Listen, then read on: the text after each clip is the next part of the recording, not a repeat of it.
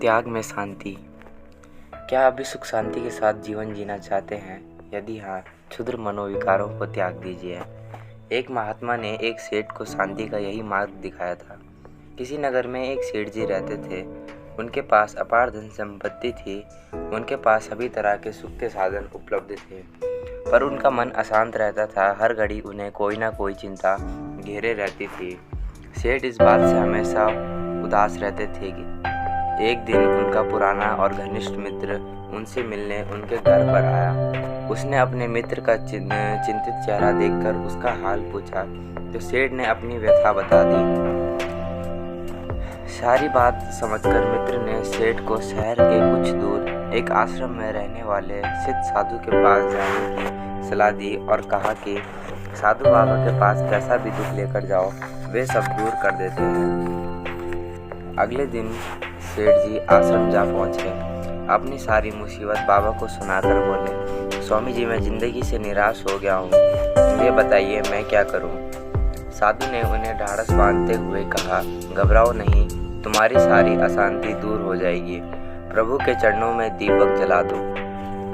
उसने सेठ को ध्यान करने की सलाह दी और उसकी विधि भी समझा दी, लेकिन सेठ का मन ध्यान में नहीं लग रहा था। वह जो ही जप या ध्यान करने बैठता, उनका मन चौकड़ी भरने लगता।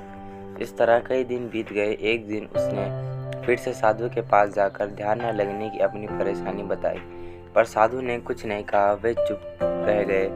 सेठ परेशान थे। वे साधु के साथ आश्रम में ही घूम रहे थे कि उनके पैर में कांटा चुभ गया।